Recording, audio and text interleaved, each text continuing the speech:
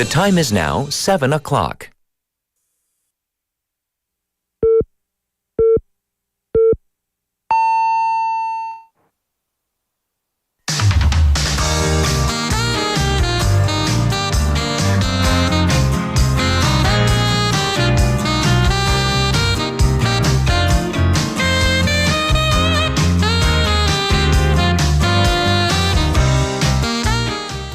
About half of the country's adults are neutral when it comes to marriage and having children. And only about 1 in 10 adults saw having children as a necessity in life. I think this really does speak volumes about the country having the lowest birth rate in the world. Economic reasons top the list for this decision, apparently. And South Korea is known as one of the richest economies in the world. So now it's all about creating an environment conducive to family planning and child rearing. I'm Catherine. This is Morning Wave in Busan on Monday, December 23rd on befm 부산영어방송.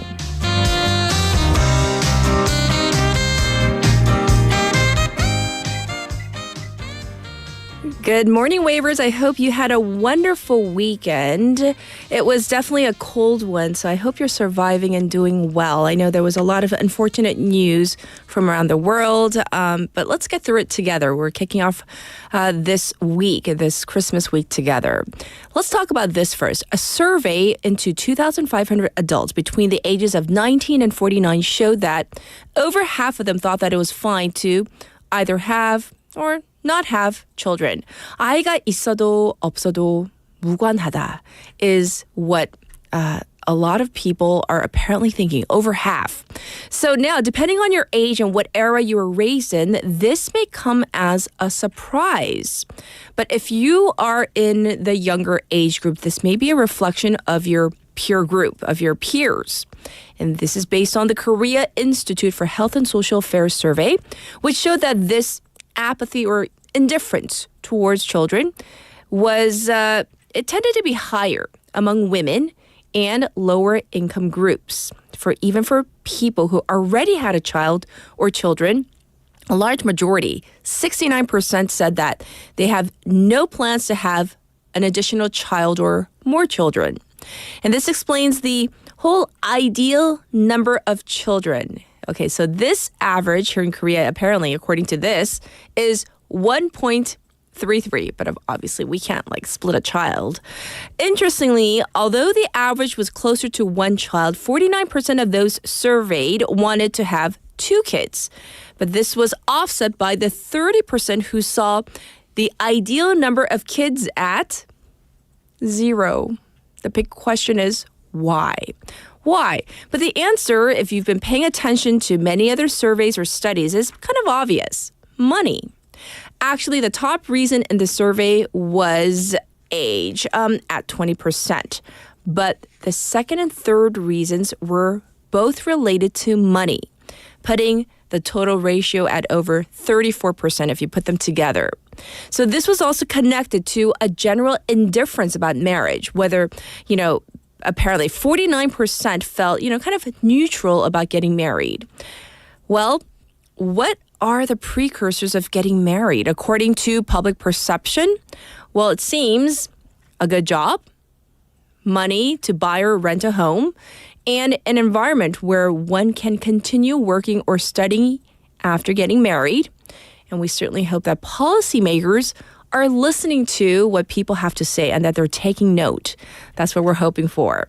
Right now, it is time for our text topic. When you're in a stressful situation or there are negative stories on the news, like lately, that's been happening a lot, right? How do you respond? Avoid it as much as possible? Maybe you get anxious about it, or do you just kind of take it in? You kind of just accept it. 자, 여러분이 스트레스에 직면했을 때 예를 들면 부정적인 뉴스가 요즘에 좀 많잖아요.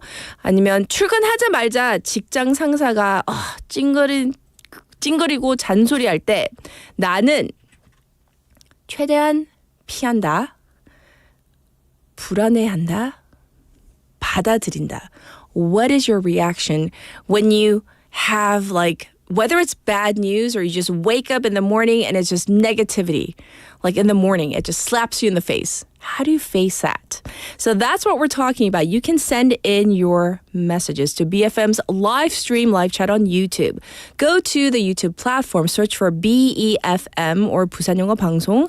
So once you do that, you'll see our channel. Click on that to subscribe and also to log in and chat away with other waivers. Also, on your phone, pound 9050, shop 9050, that's going to cost you 101. You can also reach me for free through our Kakao Talk channel. Same thing there. Go to that platform, search for BEFM as well, 부산영어방송, and you'll see our channel. Add us as a friend, and you can send in your responses, your photos as well. The ways you can listen to our program, 90.5, 103.3 FM if you're in the Busan area. That's on the radio. Also, like I just said, we are streaming live as we speak on YouTube, but you can also watch again at your leisure. We are available on two apps, our own app, the BEFM app, and also the Patbang app. Looking ahead to the lineup today. So it is Monday morning. Can you believe? Yes. If you do celebrate Christmas, it's just 2 days away. Well, we have Michael coming in for Showbiz Buzz and later on Bobby with Business Perspectives. For a special interview today, what are we talking about? We're going to talk about the U.S. healthcare system. The reason why we had lots of people asking us about the story. You may have heard about the recent murder of UnitedHealthcare CEO Brian Thompson. And that murder, of course, any murder, any killing is unfortunate and tragic, but that has intensified discussions highlighting the deep-seated frustrations and systemic issues within the American healthcare system. So let's find out more about that. That's coming up in hour number 2. I'll be back with today's headlines.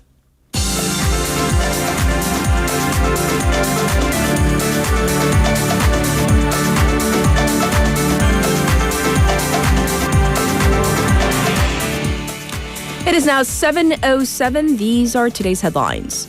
Confirmation hearing on Constitutional Court nominees to start. Confirmation hearings for the 3 Constitutional Court justice nominees will begin today amid the ruling People Power Party's boycott of the session.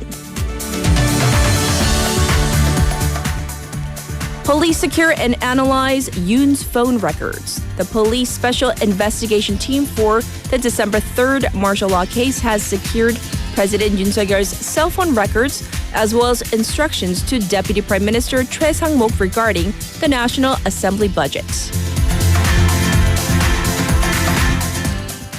Shinsegae Chair Jung Yong-jin meets with Donald Trump. Shinsegae Group Chairman Jung Yong-jin had a face-to-face meeting with U.S. President-elect Donald Trump while on a visit to Mar-a-Lago upon invitation from Donald Trump Jr.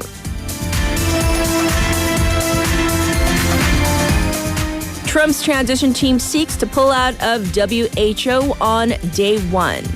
Donald Trump's transition team is pushing to pull the U.S. out of the World Health Organization, or WHO, on the first day of the new administration, which would remove the WHO's biggest source of funds. And these are today's headlines.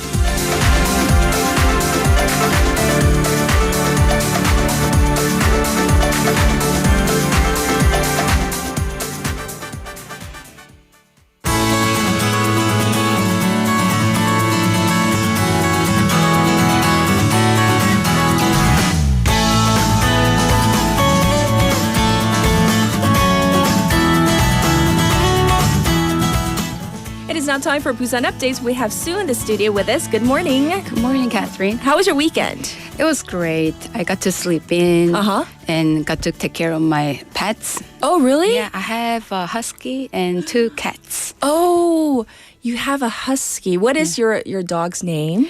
His name is King. King. Yeah, he's so lovely. So he has an English name. What about your 2 cats? Their names are Korean. One is 봄, like spring.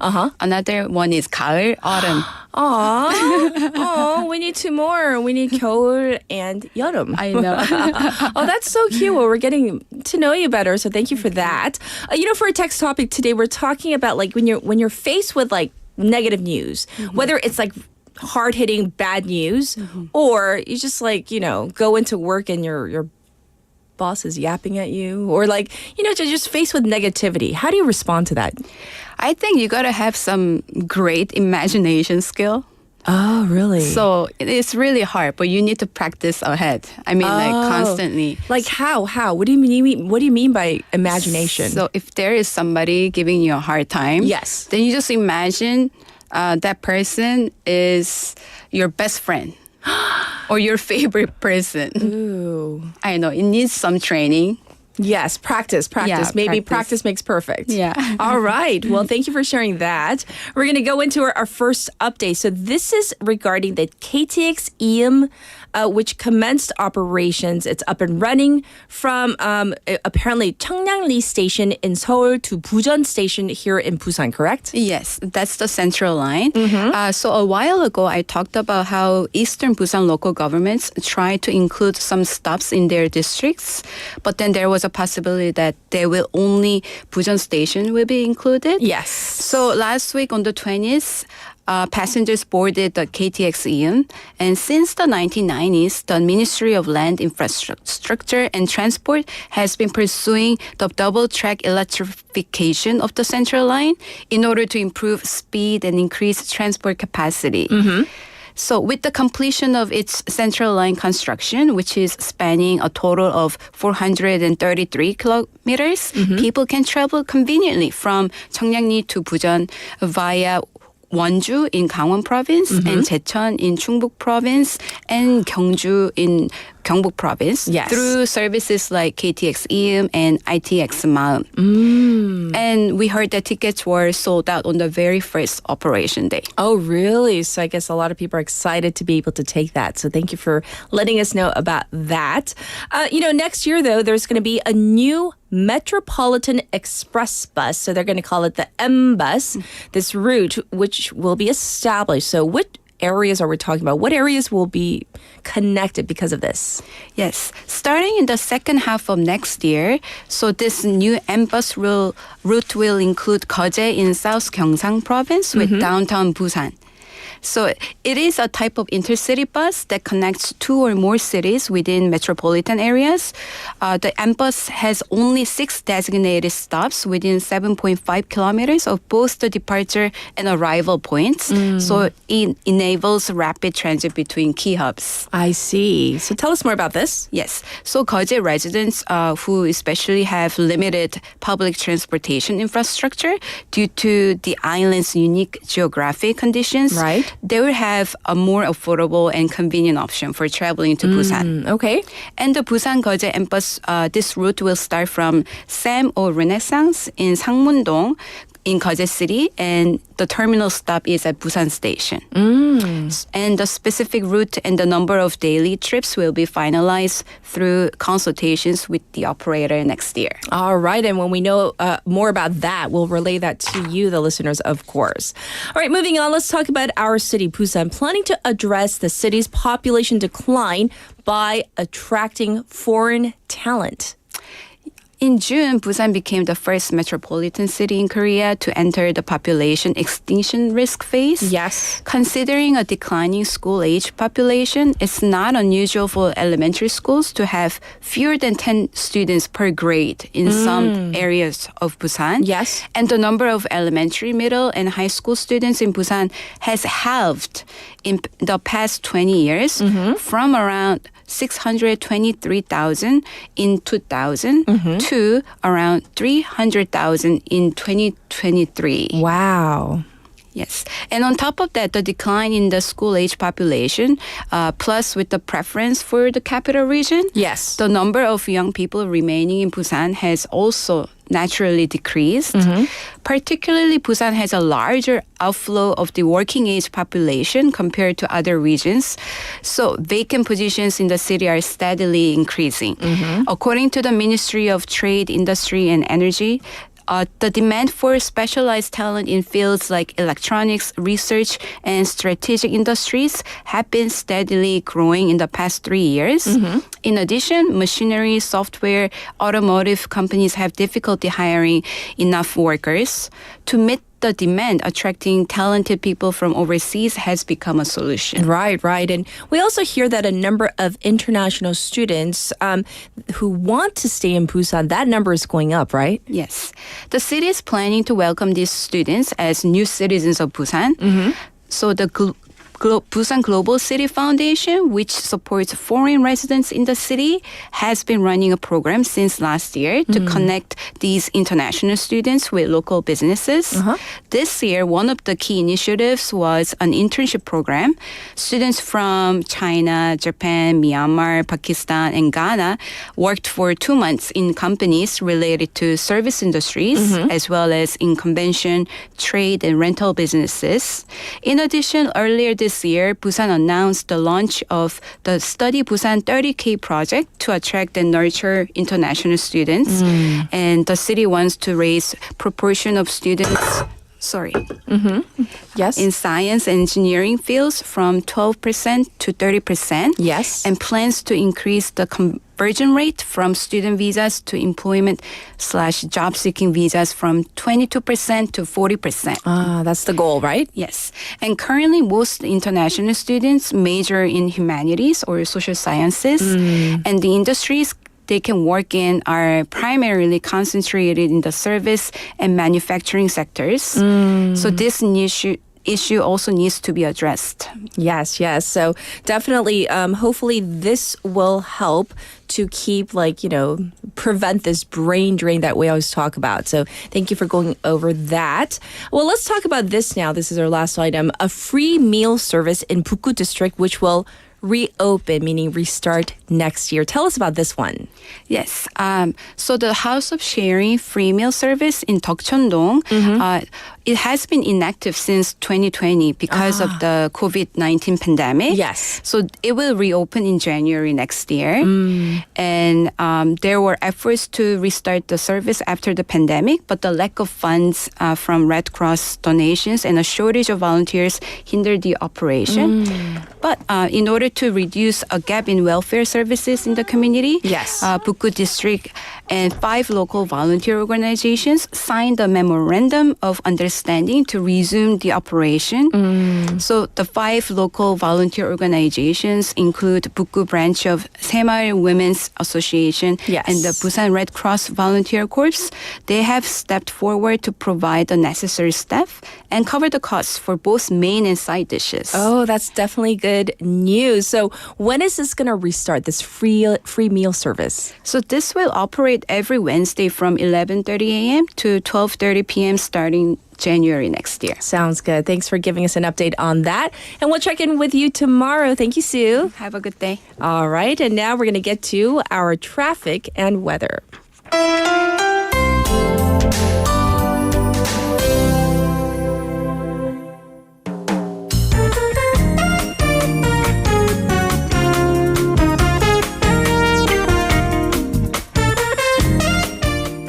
It is now time for your traffic and weather. There is some congestion right now on the Dongso overpass from Pyeongnaekgo ramp to the old Gaegeum toll gate. Also looking backed up on Gwanmun-daero from Pangnam Tunnel to Baegang Tunnel right now. And also slow on Nakdong-Namno from Hadan intersection to Haguwon Bridge. As for the weather, it is very cold this morning with the temperature currently at 0 degree here in Centum City. And in some parts, we're getting readings of below 0. Daytime highs expected to go up to 9 degrees. The real field temperatures, well, we're going to feel even chillier due to that wind chill factor. And there's still a dry weather special alert in effect in Busan. Looking at the weather across the country, there is a cold wave special advisory over Gyeonggi, Gangwon, and Chungbuk. So be aware of this and please drive carefully as the roads, they may be slippery. And this was your traffic and weather.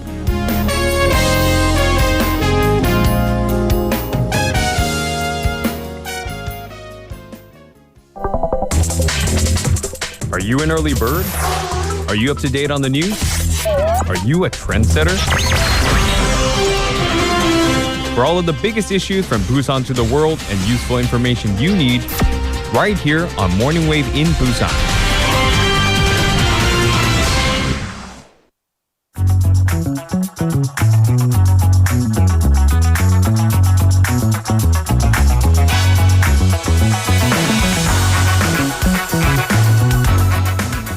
It is now time for News Digest. So we have aka Haley in the studio. Good morning. And then I got my coat stuck.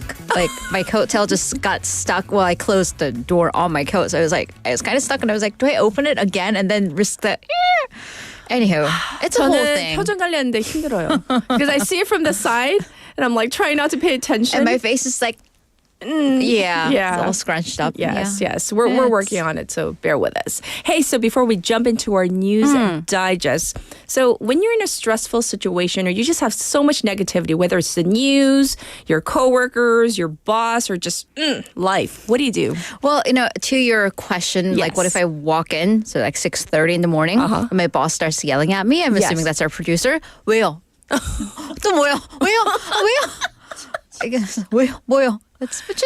But that never my happens, response right? Because she never yells 90% at us. Yeah, sure. Will. And well, I think anxious plus accepting, I just go with it, but then also anxious because I need to look for solutions. Because I think that 왜요 is like, oh, 왜요? Like, why? Nicely, why? Not like that. She said, oh, no, not like that. Yeah, so looking for solutions. I'm like, what can I do? By the way, people are so fascinated about the door sound. Tommy's saying, use WD-4 thing. We know we have that, but it's a very special door. And so the technician is in Seoul. Door, right. So we have to call the tech. It's a complicated story, but yes, we're working on it. Well, let's get into our first story, our news story. So this was the first weekend since the National Assembly passed the impeachment against President Shinsegae. So the streets across the country were filled with rallies for and against the impeachment. Right. It is important to note that there are two sides and they have been protesting out in the cold, especially in Gwanghwamun, which has been divided into two. So this is different from how those who have been calling for impeachment, they used to be gathered in front of the National Assembly because up until last weekend, the key was for the National Assembly to pass the impeachment motion.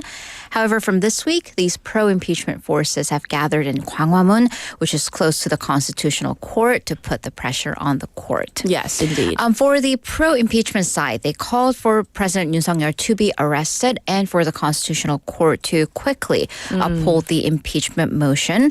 And there were rallies that were held across the country, including in Jeonju, Gwangju, Ulsan, Daegu, Jeju, and here in Busan as well, amongst other cities. Right. And then there was this standoff with farmers and the police as part of these impeachment protests, right? Right. So this was one of the biggest issues from the country over the past weekend. So the Korean Peasants League, or the 전국 농민회 총연맹, they drove their tractors from the Yeongnam and Honam area, so the southern parts of the country, to Seoul. They held a rally in front of the government complex in Sejong, both in support of the impeachment and also condemning acting President Han Duck-soo's veto of the 4 revisions to the Agricultural Act. Yes. And then they had filed for their registration to march across Gyeonggi and Seoul. And here's where trouble kind of began because the Gyeonggi police approved it so they could get through Gyeonggi. But the Seoul police turned it down on account of the march causing major traffic across the city. So the group, however, said that this was a serious infringement of the basic rights to rally and to hold demonstrations. So this led to a 28-hour-long sit-in, a standoff at Namtaeryong-goge in Seocho district. There were apparently 30 tractors and 50 cargo trucks, and not just the farmers, but also citizens and opposition party leaders also came to the scene. So this was a huge thing. Citizens joining in, waving K-pop light sticks, and people even calling in food deliveries for the people who are out there in the freezing cold. Yes. The police arrested 2 people for obstruction and assaulting police officers when the protesters were trying to lift the empty police buses with their tractors because the police had built a wall or a barricade. So the opposition party lawmakers, they did manage to convince the acting chief of police to disband the barricades, and the police also allowed them to march into Seoul. Seoul, once again after 28 hours. So they went all the way up to the presidential residence in Hannam-dong.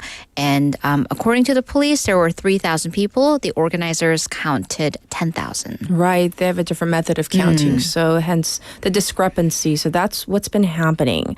Well, a man who's been mentioned multiple times in the insurrection investigations is a former chief of the Defense Intelligence Command, Do Sang-won.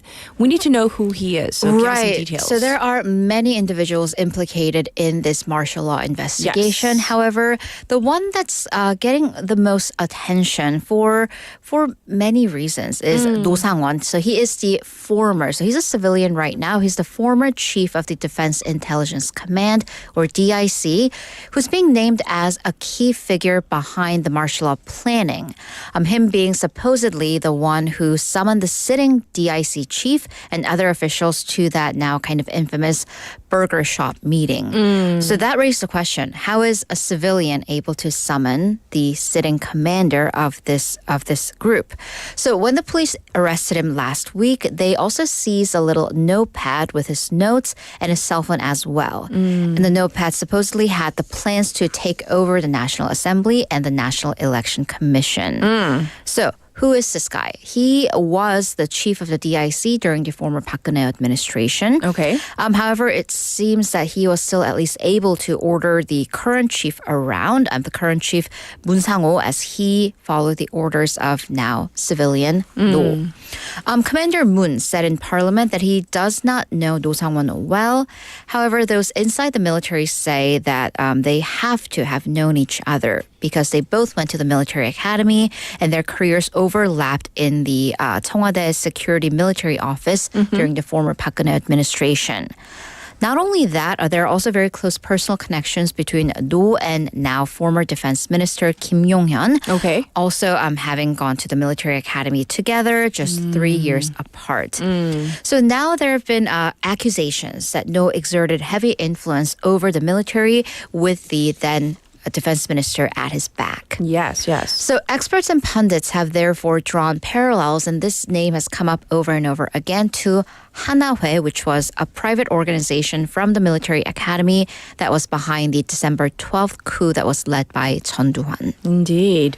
Well, Do Sang-won's personal issues, though, they've been under scrutiny as well. Right. So personal issues are personal, and we are worried about bringing them into public light, but this does pertain to this individual having exerted allegedly public influence. Yes. So first, though this is a matter of public records, he did not retire from the military, but he was discharged disgracefully, 불명예 전역, for allegedly sexually harassing a female cadet, 교육생, back in 2018.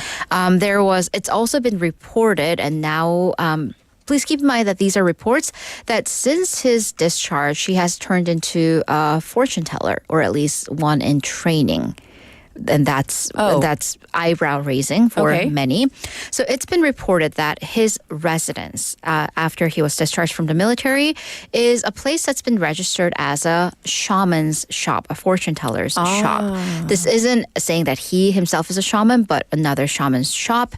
This is also where the police arrested him. So that is a matter of public record. Doesn't seem that he actively received customers, but interviews with residents by various outlets say that he assists the shaman in various activities and did study fortune telling. Okay. By the way, this shop is also just 1.4 kilometers away from that burger place where the meeting took place. Oh, that meeting. Right. The infamous meeting. So No is one of the four who were at that now kind of infamous burger shop, allegedly planning the imposition of martial law. But another person at this spot, they're, I guess, admitted to all charges? Right. So the two people that have been named, sitting DIC Commander Moon Sang-ho and former Commander Do Sang-won, they have denied charges. However, the two others who are not named, but other high-ranking officials within the DIC, one Colonel Tae-ryung, on Friday issued a public apology and an admission through his lawyer.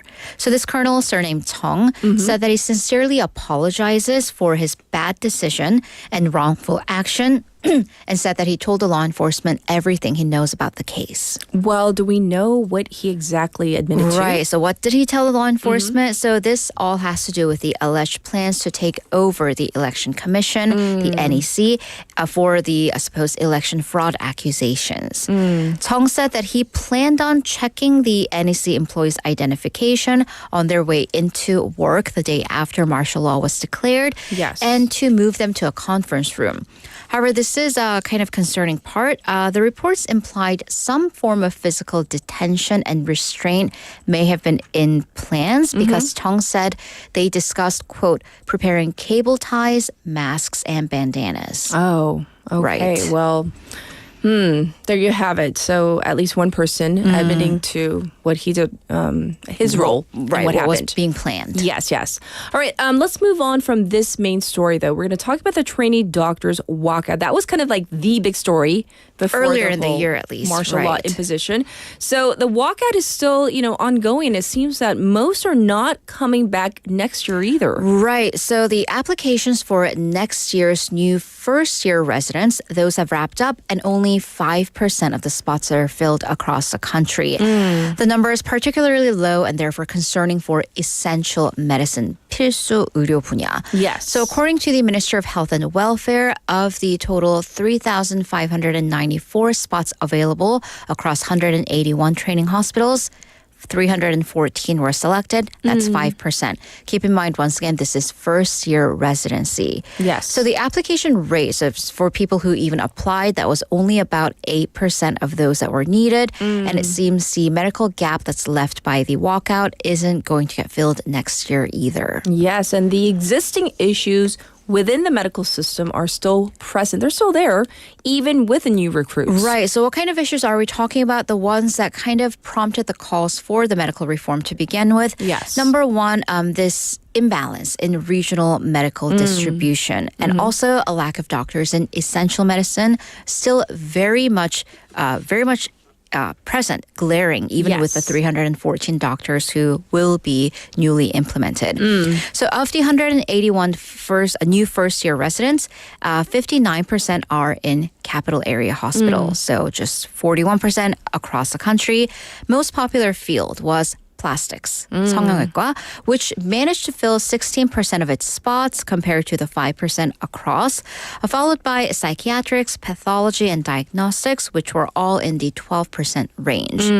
But then when we look at essential medicine, we're talking about low single digits. Okay. So OBGYN, 산부인과, one resident. One. Not just at a hospital, but across the entire country. Okay. Neurology, 신경과, 2. Cardiothoracic surgery, 심장 흉부외과, also 2. Pediatrics, 소아청소년과, 5. Oh, goodness. Once again, please keep in mind these are not percents, but also just people. So this is just for first-year residents, and these hospitals will take applications for interns in January, second to fourth-year residents to follow next month as well. But once again, the projections are grim. Indeed. That's what's going on across the country. Our news for today. We'll check in with you in hour number 2. Thank you, Haley. See you in a bit. Now it's back to you, the listeners. It is time for a text topic. So today we're talking about when you're in a stressful situation, how do you deal with that? Do you kind of just avoid it? Or do you really get anxious? Or do you kind of just take it in or accept it? 자, 스트레스 받는 일 때는 나는 최대한 피한다. 불안해한다. 아니면 받아들인다. So I do want to read a message from Layla Waver. And it goes like this. 저한테는 올해 상반기가 참 힘들었어요. 교육청 공무원이 되어 첫 발령 받은 곳에서는 상사와의 관계가 첫날부터 잘못됐다는 걸 인지하게 된 순간 마치 차가운 물속에 발을 담글 때처럼 그 현실을 직면하는 것을 망설였던 것 같아요. 하지만 곧 저는 관계 개선을 위해 상사와의 맞짱 같은 면담을 요청했고 거짓말처럼 그 관계는 개선되었습니다.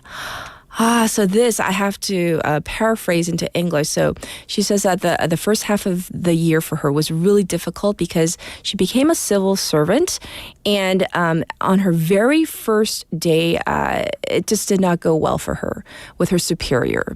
Things were kind of frosty, and it was like, she akins it to like dipping my toes into cold water.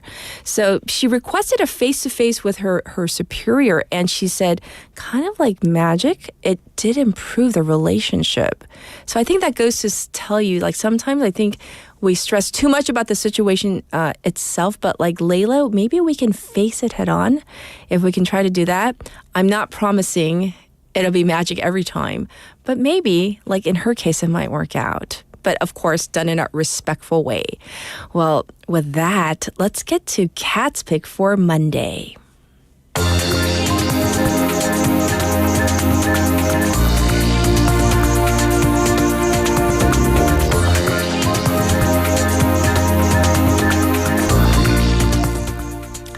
It is time for Kat's Pick, and this story, it broke like over the weekend.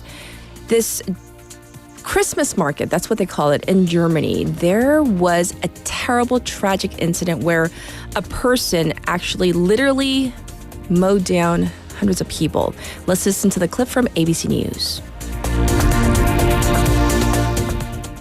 Now to the search for answers into that horrifying scene at a holiday market in Germany. A car plowing into a crowd, killing 5 people and injuring 200. Good morning, Gia. Yeah, now we can show you the view right down into that Christmas market, the scene of that attack. The suspect using that car to drive up in this direction, right through this area. You can imagine it would have been packed with families on Friday night. Police saying the attack lasted just 3 minutes, and this morning a German official confirming the identity of the suspect. This morning, a sea of tributes to the killed and injured in that horrific car ramming attack in Magdeburg, Germany on Friday night, as we learn new details about the suspected driver.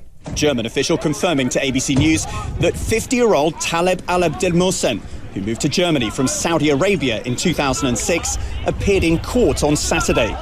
In a statement, German police said a judge had placed the suspect in pre-trial detention for the alleged murder of 5 people, including a 9-year-old boy, as well as multiple accounts of attempted murder and grievous bodily harm. On Saturday, Germany's interior minister saying the suspect had, quote, Islamophobic views, and a local prosecutor confirming a social media account believed to belong to the suspect is a part of the investigation. It includes posts that engage in conspiracy theories and unfounded claims about the German authorities. German officials saying a motive is still unclear, but said the suspect's psychological state is being examined. At the scene of the attack, I met Shirin, a local nurse who was at the Christmas market with her young daughter when that car ploughed through the crowd. She performed CPR on some of the survivors. We felt the car, it was so fast, it was so... We felt the hate in the car, and then we got outside and saw the car rampage over the hallway, took everything with him.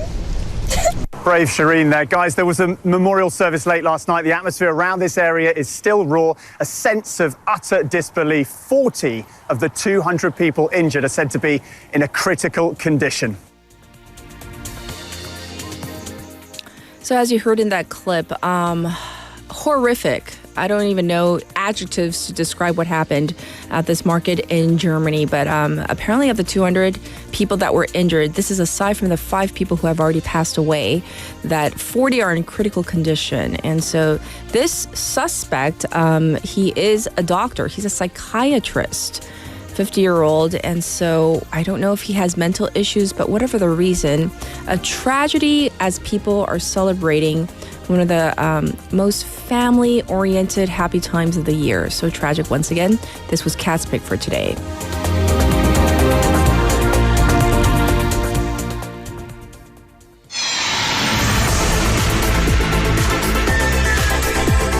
Stay tuned.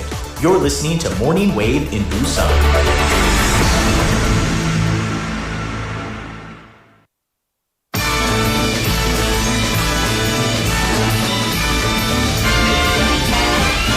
It's the most wonderful time of the year,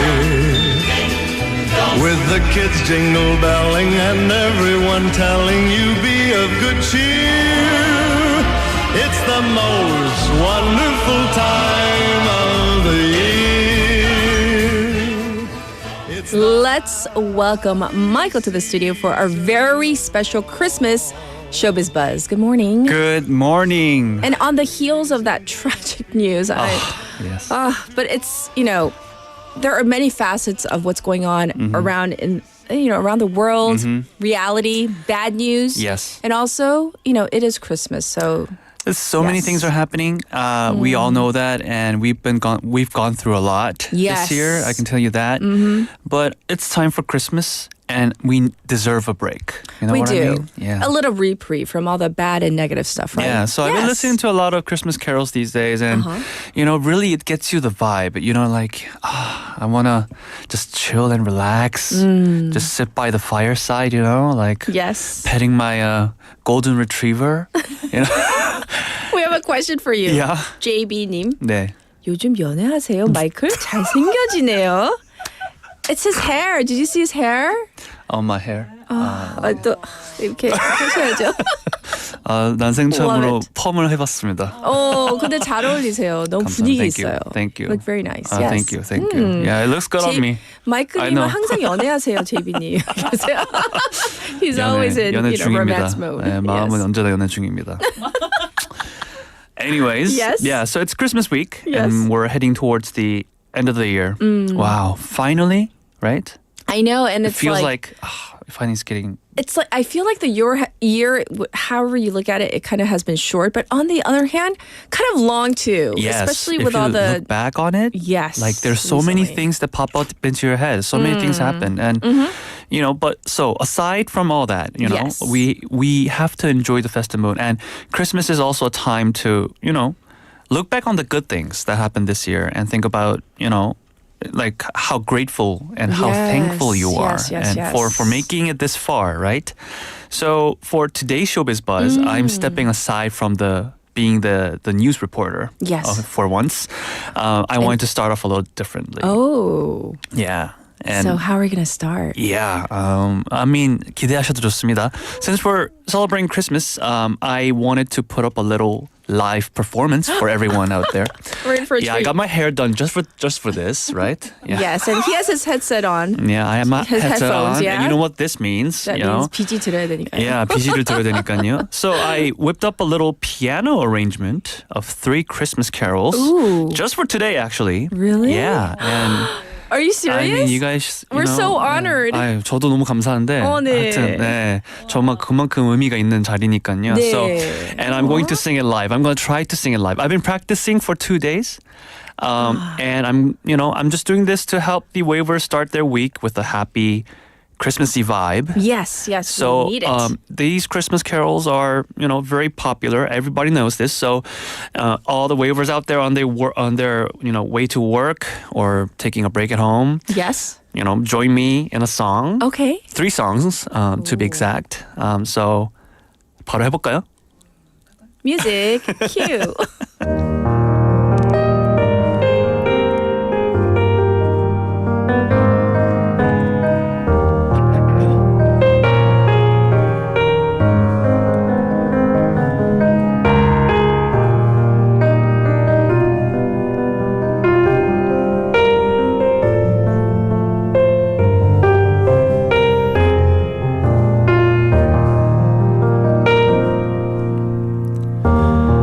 Chestnuts roasting on an open fire, Jack Frost nipping at your nose, Yuletide carols being sung by a choir, and folks dressed up like Eskimos. Everybody knows a turkey and some mistletoe help to make the season bright. Tiny tots with their eyes all aglow will find it hard to sleep tonight. know that Santa's on his way. He's loaded lots of toys and goodies on his sleigh. And every mother child is gonna spy to see if reindeer really know how to fly. And so I'm offering this simple phrase to kids from 1 to 92. Although it's been said many times, many ways, Merry Christmas, Merry Christmas, Merry Christmas to you. Have yourself a merry little Christmas. Let your heart be light. Next year all our troubles will be out of sight.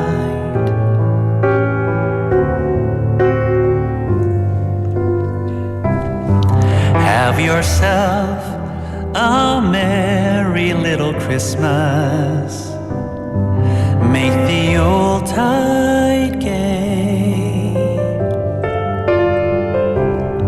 Next year all our troubles will be miles away.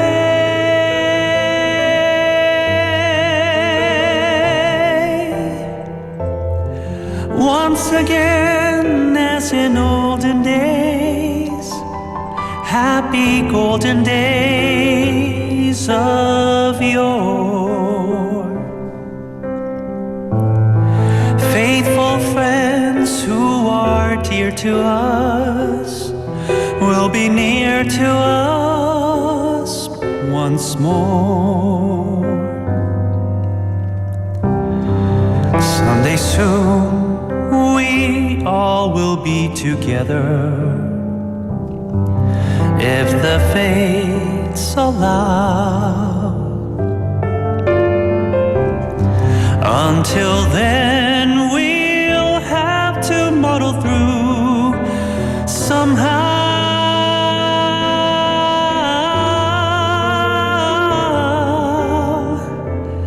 So have yourself a merry little Christmas now.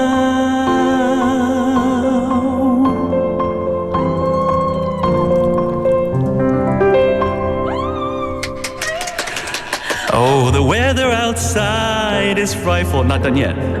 But the fire is so delightful. And since we've no place to go, let it snow, let it snow, let it snow. It doesn't show signs of stopping, and I've bought some corn for popping. The lights are turned way down low. Let it snow, let it snow, let it snow. When we finally kiss goodnight, how you'll hate going out in the storm. But if you really hold me tight, all the way home you'll be warm. The fire is slowly dying, and dear, we're still goodbying. But as long as you love me so, let it snow, let it snow, let it snow. Let it snow, let it snow, let it snow. Let it snow, let it snow, let it snow.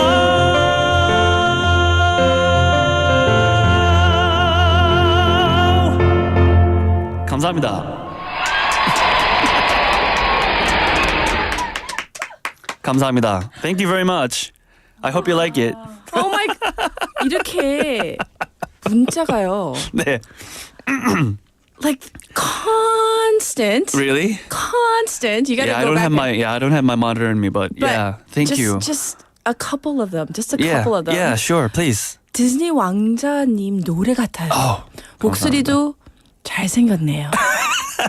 만약 연애를 만약 연애를 못 하고 있다면 다른 큰 문제가 있는 것 같습니다. 누굴까요?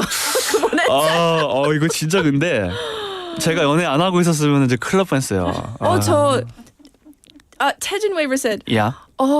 캐서린 옆에서 너무 좋겠다고 해서 I said 옆에서 듣고 바로 Yeah. The whole time I was doing this, right? Covering your mouth. Covering my mouth because I didn't want to scream. Thank you. 감사합니다. 정말. Yeah, it's a small gift. Somebody asked like recently in my family, and 막내가 이렇게 물어봤어요. They asked, 엄마는 춤 잘 추는 남자 아니면 노래 잘 부르는 남자? 오, 노래 잘 부르는 남자. 감사합니다. 영광입니다. It's an honor, to be able to sing. And share this song with all of you out there. Yes. It's because, I'm a composer. That's my main job, and but people are asking, multiple people, not just one, are asking for a Christmas album, and they're serious. maybe I really should make one. No, I mean, you really should.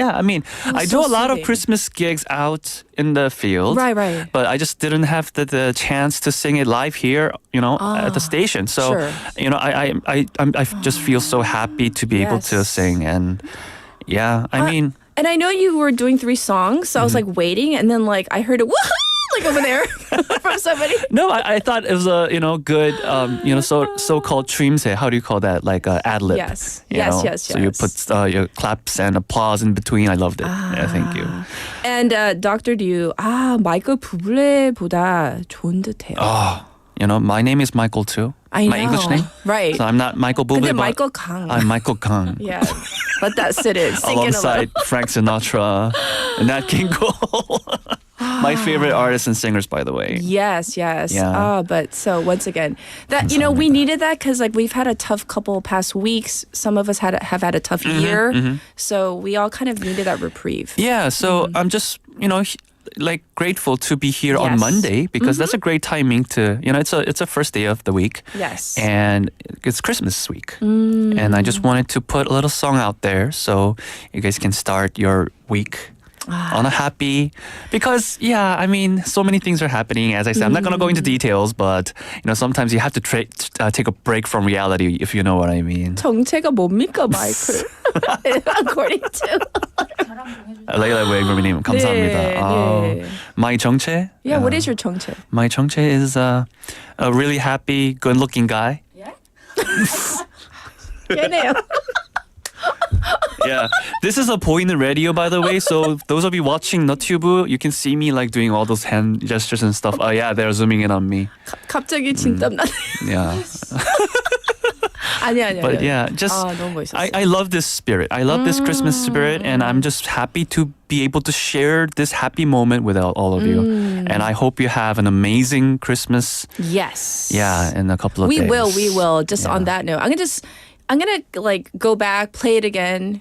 다시 듣기 해서 이것만 어떻게 잘라서 계속 on repeat. I mean, after this, I'm gonna monitor it too. I mean, 너무 that's one 좋은데. good thing about 그 PD님이 playing here. 비명 지르는 바람에 그 파트만 어떻게 좀 Come on, 잘라낼 it's 수 not 있을까? 비명. It was edit. Yeah, it was a good-willed, applause. 응원. Yeah. Anyhow, we look forward to next week. Thank you so much, Michael. Merry Christmas. Thank you. Merry Christmas. All right, we're going to get to Cheek to Cheek by Fred Astaire. I'll be back at 8. I'm in heaven, and my heart beats so that I can hardly speak, and I seem to find the happiness I see when we're out together dancing cheek to cheek. Heaven, I'm in heaven, and the cares that hung around me through the week seem to vanish like a gambler's lucky streak when we're out together dancing cheek to cheek. Oh, to climb a mountain and to reach the highest peak. But it doesn't thrill me half as much as dancing cheek to cheek. Oh, I love to go out fishing in a river or a creek, but I don't enjoy it half as much as dancing cheek to cheek.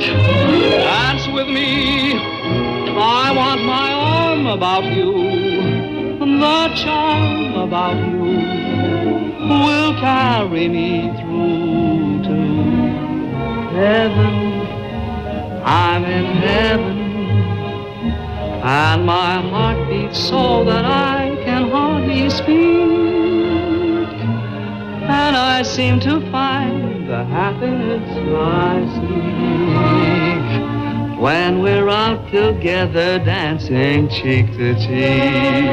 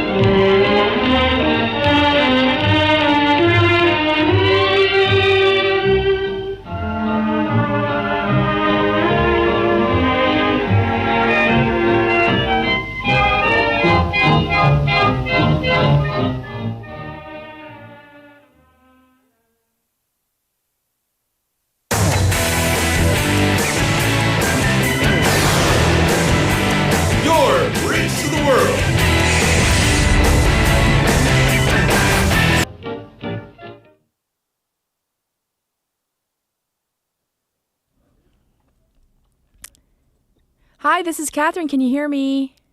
Yes. Hi, Catherine. How are you? Great. So I want to confirm that you're Dr. Taehyun Daniel Kim. Is that correct? Yeah, I can go by Daniel. Okay, that's fine. All right. So what's going to happen is we're going to go live with you in about 24 minutes. However, we are a live show, so that timeline is a little fluid. Is that okay? Yeah, that's totally fine. Okay, and then after our test call, if you can mute your mic and then unmute it in about 19 or 20 minutes, and our producer, she's going to remind you through the Zoom chat box. So if you can, stay in Zoom, so don't exit. Yeah, that sounds good. All right. Thank you. So I'll talk to you soon. Yeah. Okay.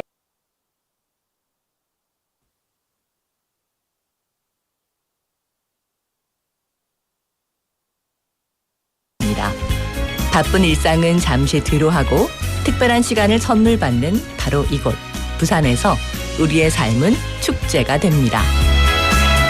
축제로 하나 되는 부산, 여러분은 어떤 축제를 기다리시나요? 이 캠페인은 대선공익재단과 befm 부산영어방송이 함께합니다. 혹시 지금 운전 중이신가요? 어린이 교통사고 피해자 수는 지난 3년 평균 약 9만 명.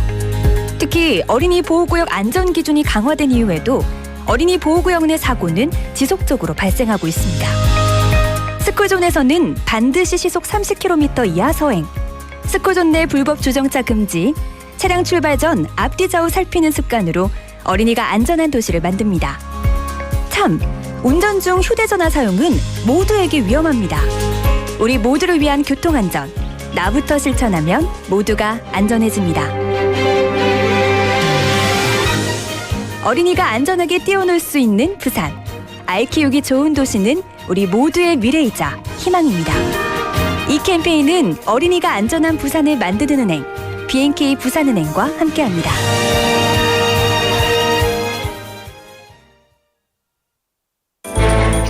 Did you know that an average person in South Korea uses more than 10 kilograms of disposable products a year? While convenient, it does weigh heavily on the environment as they take up to 500 years to break down. Here is how we can cut down on disposable products. First, use tumblers and mugs instead of plastic or paper cups.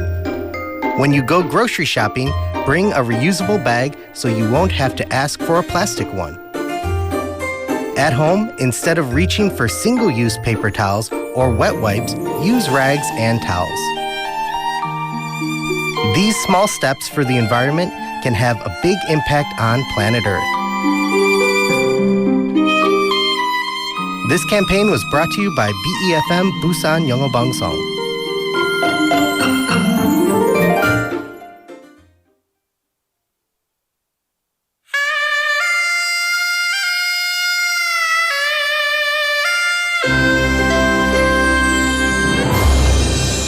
The time is now 8 o'clock.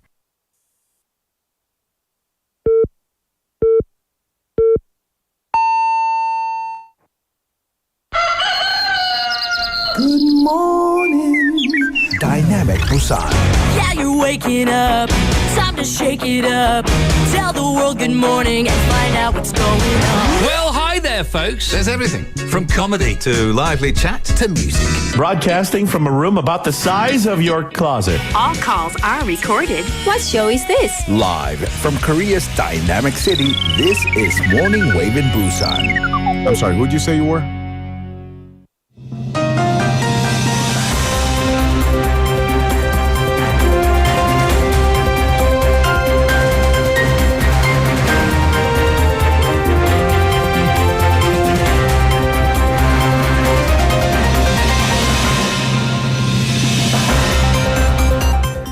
It is now 8 o'clock and this is News Highlights.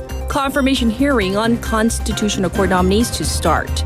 Confirmation hearings for the 3 Constitutional Court justice nominees will begin today amid parties' debate over the acting president's rights to appoint the justices. The National Assembly will hold confirmation hearings for the opposition Democratic Party, or DP's nominees, Jung Ge-sun and Ma Eun-hyuk, both at the Seoul Seobu Regional Court today, and attorney Cho Han-chang, the ruling People Power Party, or PPP's pick, starting tomorrow. The DP is of the position that acting President Han Duck-soo must appoint these justices without haste, whereas the PPP has decided to boycott the hearings and is threatening to file a petition with the Constitutional Court.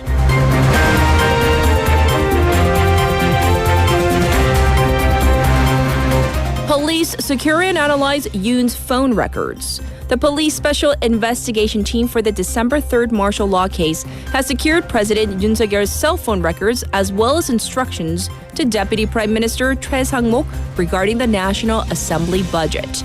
The police obtained a communication warrant for the phone to secure the call records. However, the records apparently pertain to a regular mobile phone, not a secure phone. The documents allegedly delivered to the Deputy Prime Minister reportedly contain instructions to stop the National Assembly's operating budget and to allocate funds for the legislative operations under martial law.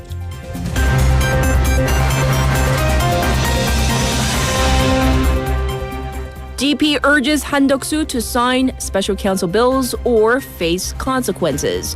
The DP yesterday urged acting President Han Duck-soo to quickly promulgate special counsel bills against President Yoon Suk-yeol and First Lady Kim Gun-hee, vowing to hold him accountable if he fails to do so. PPP floor leader Kwon Sung-dong slammed the call, accusing the DP of having an ulterior motive to paralyze state affairs. Han's office said that he will make a decision for the future of the country based on the Constitution and laws after listening to a variety of opinions, including the opposition parties.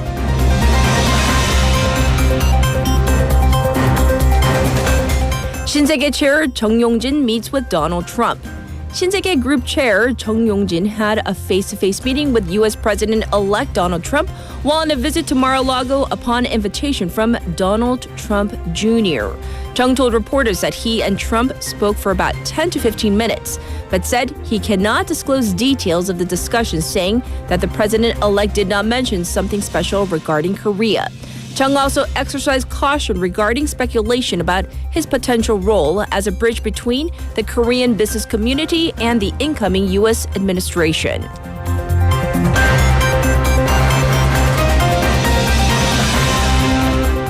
Trump's transition team seeks to pull out of WHO on day one. Donald Trump's transition team is pushing to pull the U.S. out of the World Health Organization, or WHO, on the first day of the new administration, which would remove the WHO's biggest source of funds. Experts warn of catastrophic impacts for the WHO, as the U.S. is the global health agency's largest single donor, providing about 16% of its funding in 2022 to 2023. The battle over U.S. relations with the WHO comes after Trump nominated several allies, such as vaccine skeptic Robert F. Kennedy, for top health jobs in the next administration. Trump in 2020 initiated the process to leave the WHO as COVID-19 spread. And this was News Highlights.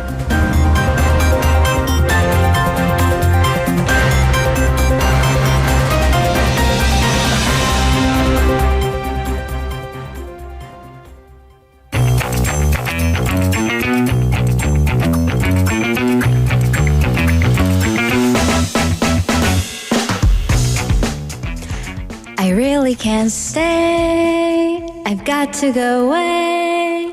This evening has been so... Are you embarrassed by me? Always. Always. What gave you that idea? I don't know. I thought this is what we're doing. The head turning. The ignoring. Yay! More singing. Oh, man. Not the same. No. But nonetheless, Haley has a lovely, lovely voice. Haley has a lot of... She is allowed to sing in the studio, according to our producer, our boss. She's not allowed to dance. She's the one. She only dances outside the window. Yeah. Yes. Yeah. Well, it's that was lovely. Not this, but that. You know, about 10 minutes ago. I mean, but still, it's still with me. I know. It really... It's like reverbing in my heart. My Grinch heart grew just a little. Like twice in size. Yeah.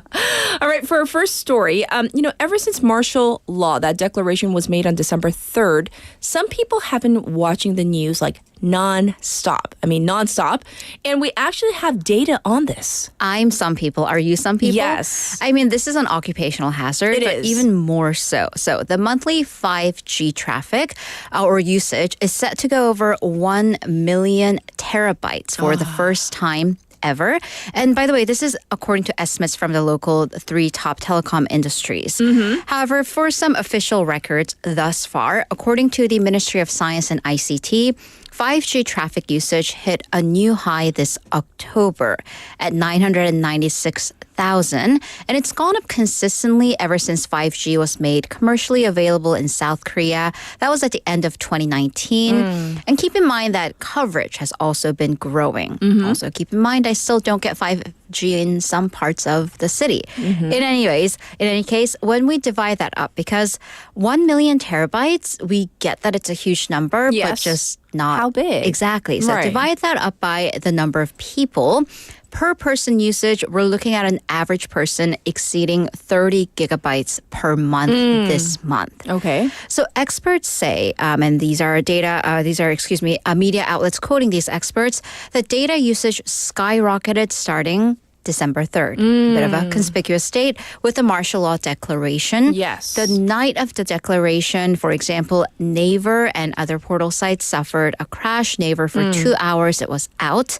And then on December 7th and 14th, Saturdays, when the National Assembly voted on President Yoon's impeachment motion, estimated hundreds of thousands of people watched either the live streams or messaging each other and were mostly online. So telecom companies, for the rallies that have been taking place in Seoul and elsewhere across the country, we've been seeing these big telecom company trucks going into the sites to provide temporary cell towers for more coverage. Is that what that is? Okay.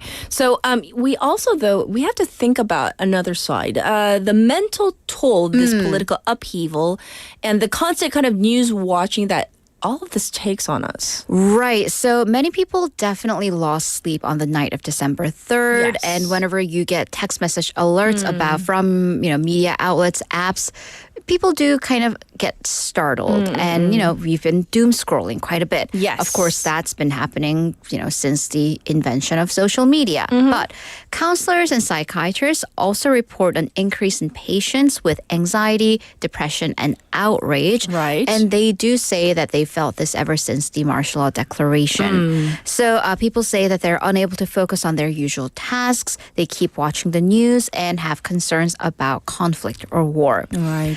So this term, and we say this very cautiously, and it's been said in the media and kind of thrown around socially, martial law trauma. 계엄 trauma. Okay. Although, once again, we should be very careful about throwing the word trauma around as kind of an armchair psychology term. Sure. Because officially, medically, trauma or PTSD is when you experience trauma, which is an extremely stressful or terrifying event, and you continue to suffer the impacts after the incident.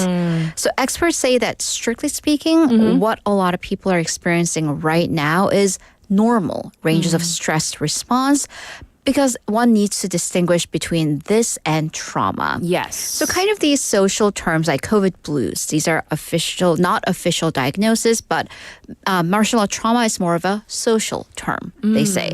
Okay. However, but in terms of actual trauma, if a person was at the scene, for example, a lot of people were in front of the National Assembly. Yes. There were soldiers with guns pointed at them, and they could suffer shock or have had similar experiences historically. May 18th Democratic uprising in Gwangju, or if someone has had anxiety or depression before, this could trigger their previous symptoms. Yes. So what do we do? Do we just avoid the news? Do we not watch the news? Do we not tune in? So once again, really important to distinguish if you do have prior experience and if you have even, historically or anxiety or depression, always important to seek medical help.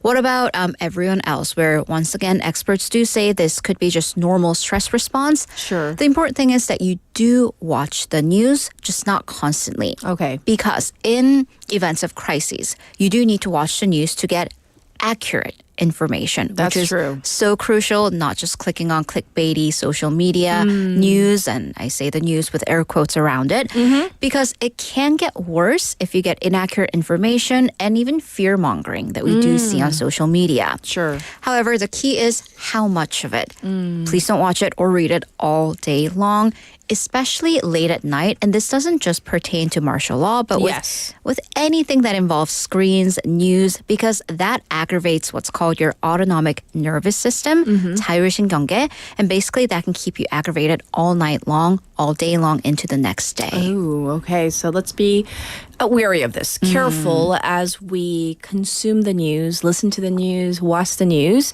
We do it in a responsible way to our health. Right. Yes. All right. So let's move on. Here is a case of delayed justice.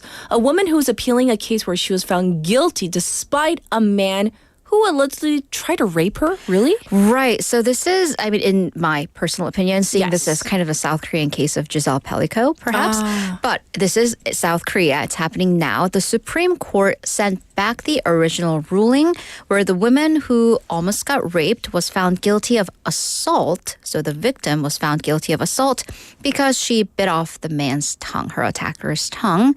And by the way, let me throw in that last bit of detail. This all happened after 60 years. 60 years? 60. So what happened? Well, we go back to 1964. Oh my goodness. The victim, identified as Ms. Choi, she bit off the tongue of a man who allegedly tried to rape her. Okay. The police back then, once keep in mind, social conventions, 1960s, took that into consideration though and passed the case on to the prosecution without pressing charges against the victim. Well, the victim of attempted rape. Yes. However, and be prepared to get angry, the prosecution said that she intentionally bit off the tongue of and I'm quoting the report that they drew up back then. In Korean, I'm going to tell you this in Korean first. 멀쩡한 사람. And I took some time trying to translate this because that can be, depending on what context, that can mean 멀쩡한 mean so many intact, yes, able bodies, or up to innocent, depending on how you use it. So there's definitely bias on the part of the prosecution in this word. So she So we're talking about Ms. Che, wound up being detained for 6 months. And by the way, this wasn't a prison sentence that the court ordered. The prosecution detained her in the course of the investigation. Like in a holding cell? In for a holding 6 cell months? for on charges of causing grave bodily harm to another person, 중상해죄, and then she was indicted. The perpetrator, by the way, the man who attempted rape, he was not indicted for attempted rape, but everything else, he got 6 months with a 2-year probation. And she got 10 months with a 2-year probation. So her sentence was actually heavier. So let me get this straight. Back in the day, I know it was many years ago, decades ago, so he allegedly tried to rape her. And she, I would assume in self-defense, bit off his tongue or part of his tongue. Wasn't accepted as self-defense. Yeah. So how did she manage to get this case appealed after, 60 years? Right. So this all starts with the Me Too movement in Korea, which that transpired in around 2018. This inspired her to appeal her case in 2020. Yes. So request that an appeals for her actions be recognized as self-defense. So she never appealed the case 60 years ago. 정당방위. Which, by the way, self-defense, I believe we've had an expert interview about this, is a tough sell in South Korea, in the legal system. Yes. But the court denied her claims back then. Okay. 2020. She took the case all the way up to the Supreme Court. After 3 years, the Supreme Court accepted her claims. So that the top court said that the judicial system needs to give her an opportunity to appeal the case. It also found no grounds for her to have given false testimony and found her statements to be credible. And also they saw ample evidence, both direct and indirect, to support the case. And it also recognized that Che was unlawfully detained for about 2 months when the investigation was going on 60 years ago. Sure. By the way, it does not mean that the Supreme Court found her not guilty. They don't rule on that. But that she can appeal the case, which will now go down to Busan High Court. So this is a local case, and they will determine whether to accept her appeals case or not. By the way, Ms. Che Malja is 78 years old. Yes. But as, once again, going back to the French case of Giselle Pellico, age doesn't really matter in getting justice. And so I'm so curious. I hope that we follow this story to find out what happens. Absolutely, I will. That's a doozy. All right, for our final story. Here is a case where science is truly used for good. Yay for DNA. Yay. Yay. So which helped a 57-year-old woman find her family after 55 years. So, according to Seoul's Gangnam Police, it used DNA analysis to reconnect a 57-year-old woman, E, to her mother and sister. The mother, 91 years old. So she found her baby after 5 decades. Wow. Once again, going back to the 60s. 60s not coming off as a good era today, at least. In 1968, this mother, the family, like many families back then in South Korea, going through extreme economic hardship. Yes. Let's keep in mind, she didn't give her baby away, but sent her youngest daughter of 4 children to a friend in Seoul who was in an economically better condition to take care of her for a while. However, the friend moved away 5 years later, and just the 2 families lost all contact. Okay. The family's original last name is Hong, but her daughter had her last name changed to E, and she was issued a new resident registration number, new 주민등록번호, and that basically means your old identity is gone here in South Korea. So the police in 2004, though, they launched this gene or DNA registration system to find missing persons. And it's a really good chance to get it out there. There's a system for that for people who have been missing for a long time. The daughter learned about this system in 2013, registered DNA. Her mom, by a stroke of luck, also registered her DNA in Pohang this May.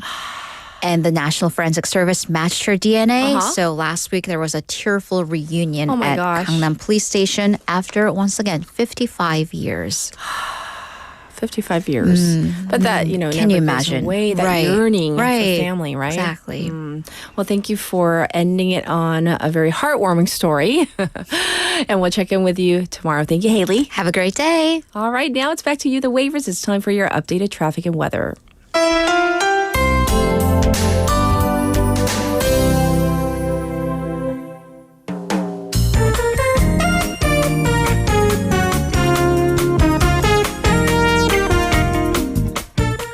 Here's your traffic update at 8:18 on this Monday morning. There's an accident to report on Luno Samsangdaero from Yongwon to Hadan in that direction. There is an accident past the first gate of a plant right there. There's also congestion on Jungangdaero from Songgong three-way intersection to Samjeon intersection. It's looking backed up on Jasangno from Munhyun intersection to Pamil intersection as well. And not surprisingly, the top portion of Gwangan Bridge is very congested right now. It's also slow moving on Chungnyeol-daero from Minam intersection to Mandak Tunnel number 2. It's currently 2 degrees here in Centum City, Busan. It's going to go up to 9 today, but because of the wind chill factor, the real field temperatures will be even lower, and there is a dry weather special alert in effect over Busan. Across the country, there's a cold wave special advisory over Gyeonggi, Gangwon, and Chungbuk, so please be careful as you head out today. This was your traffic and weather.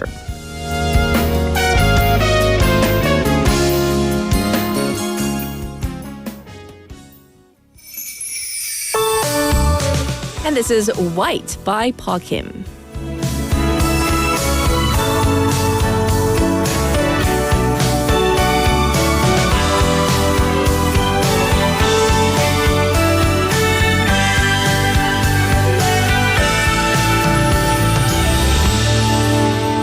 너도 오늘만은 기억하고 있겠지. 벌써 만난 지도 1년이 됐어. 우리 그때보다 변한 것이 있다면 좀 더 커져버린 사랑일 거야. 겨울 내내 너를 생각하며 만들던 빨간 스웨터도 입혀줄 거야. 항상 포근했던 네 마음과 어울려. 날 생각하면 정말 좋겠어. 거리에 함께 나온 연인들, 밤새 들려오는 노랫소리들, 모두가 우리들의 만남을 축복하는 예쁜 선물들 같아. 저기 하얀 눈이 내려, 저 하늘 모두 내려, 우리 서로 닿은 마음 위로 사랑이 내려. 살짝 네 가슴에 기대 안겨 먼저 말을 할까. 나를 느끼는 너의 모든 걸 사랑해.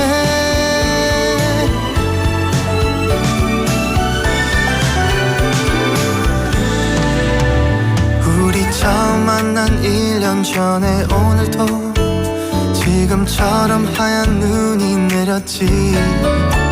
추억 끝까지 빨개진 날 보면서 넌 놀려대며 웃고 있었어. 가만히 빛을 내는 촛불에 지금 내 마음을 비춰보일까. 이렇게 너와 함께 있는 나 세상 누구보다 행복하다고. 저기 하얀 눈이 내려, 저 하늘 모두 내려, 우리 서로 닿은 마음 위로 사랑이 내려. 살짝 네 가슴에 기대 안겨 먼저 말을 할까. 나를 느끼는 너의 모든 것. 지금 네 바람이 들려, 저 하늘까지 들려. 나도 오늘 밤 맹 같은 소원 빌게 될 거야. 많은 시간들이 흘러가도 우리들의 사랑 지금처럼만 간직해주길 기도해.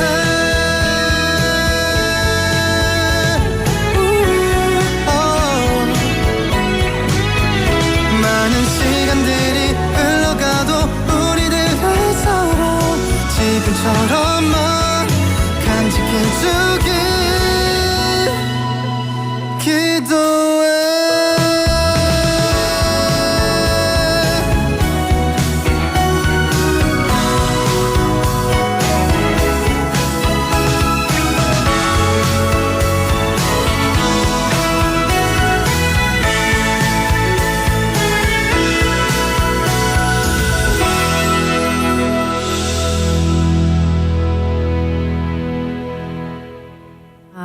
what a nice song. Welcome back, everybody. Let's get to our text topic one last time before we get into our special interview. So today I asked you, if you are faced with a stressful situation, do you tend to kind of avoid it? Do you feel really anxious? Or do you face it kind of head on, or do you kind of just accept it? So we have a message from 고수 who says, 저는 올해 정말 좋은 일도 있었지만 그렇지 않았을 때도 많은 것 같아요. 그때마다 아내가 정신 차리게 해줘서 그냥 받아들여진 것 같아요. 힘든 일이 오고 난 뒤 좋은 일이 생긴다는 말 가슴에 새기고 하루하루 최선을 다하고 있답니다.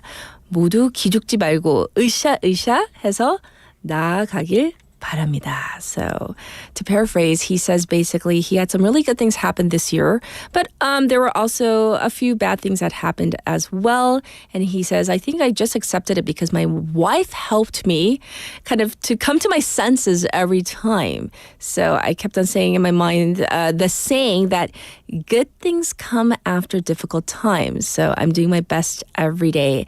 And he has a word of encouragement for everyone, saying, everyone out there, I hope you don't get discouraged and keep your head up. So thank you for that. Such a positive message, because I think we're all faced with difficult times, and it's how you go about that. Whether, you kind of avoid it at least temporarily, or you face it head on, or whether you're willing to accept it or try to make some changes proactively.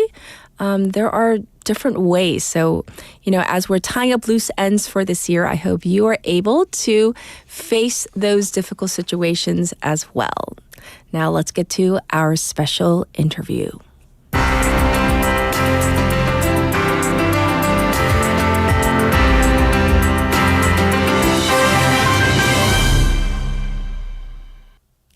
The U.S. healthcare system, it is known for its complexity and high costs.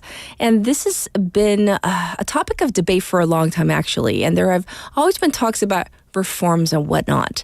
The recent murder of UnitedHealthcare CEO Brian Thompson, though, has intensified discussions, highlighting deep-seated frustrations and systemic issues within the American healthcare system. So let's find out how the healthcare system became what it is today. It's to better understand the public's reaction to the murder as well. We have invited to the airwaves Dr. Daniel Kim, who's an assistant professor of health management and policy at Georgetown University's School of Health. Hi, thanks for joining us.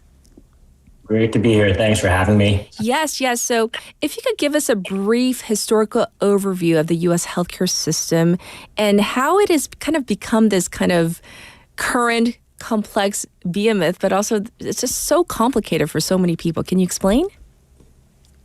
Yeah, so this is a great place to start when talking about the U.S. healthcare system. The system we see today is actually the result over a century of gradual development shaped by, I would say, multifactorial forces, whether that be economic, social, and even political. Historically speaking, the U.S. healthcare system was much more decentralized, right? So in the early 20th century, most care was actually provided by individual doctors or small community hospitals. And payments were often made directly by patients. But as medical trainings got more formalized, technology advanced, and hospital care became much more specialized, costs naturally increased, which led to the growth of private health insurance in the 1930s and 40s, particularly the employer-sponsored insurance, which became widespread after mainly World War II. Yes. The key turning point, however, came in 1965 when Medicaid and Medicare got enacted, which marked the first major involvement of the federal government in healthcare financing space. So over the next few decades or so, the system continued to grow in complexity, right? So the rise of managed care in the 80s and 90s aimed to control the spiraling costs, but really added additional layers of administration. So, for example, in 2010, Affordable Care Act, it expanded the access to insurance, but required balancing of government programs with private insurance markets. Now, fast forward to the current moment, today, the U.S. healthcare system can be characterized by a mix of both public and private providers. whether that be insurance and payers, making it one of the most complex systems in the world. Now, it's important to note that this complexity represents both the desire to preserve the choice and innovation and the challenges of ensuring equitable access and cost control. Yes. Thanks for giving us the history so we have a better understanding of our topic today. So, in your opinion, what do you think right now are the most significant strengths and also the weaknesses? What needs fixing? Yeah, well, I think the biggest strength of the U.S. healthcare system really is the innovation and technology. The U.S. leads globally when it comes to medical research, technological advancements, and even pharma development. Majority of the groundbreaking treatments and cutting-edge procedures are being developed here in the States, which actually leads to the second strength, which is the quality of academic institutions that we have here. As a lot of people are well aware of, U.S. is home to some of the best hospitals and academic medical centers, whether that be Mayo Clinic, Houston Methodist, University of Michigan, Hopkins, Washington, Georgetown, which is why we attract patients from all over the world. Now, like you mentioned, some of the weaknesses of the U.S. healthcare systems are high costs and accessibility, health inequities, and even administrative complexity as well. So, U.S. spends about 18% of its GDP on healthcare. I think to be exact, it's around like 17.8% last time I checked, which equates to about $15,000 per capita, which makes the country number one when it comes to healthcare spending. Right, so U.S. as a country spends a lot of money on healthcare, but despite all this spending, access to quality care remains quite uneven. Many people still face financial barriers, and there are significant disparities in health outcomes based on race, socioeconomic status, and even geographic location. Yes. And this fragmented nature of the system leads to administrative inefficiency, which can make navigating the system quite challenging, not just for the patients, but even for the providers as well. Yes, indeed. And then now I want to turn our attention to what happened recently. The recent murder of UnitedHealthcare CEO Brian Thompson. I think it really has brought to the forefront, of course, by the way, first and foremost, any death is a tragedy, and the fact that he was murdered like in broad daylight, that was really shocking and tragic once again.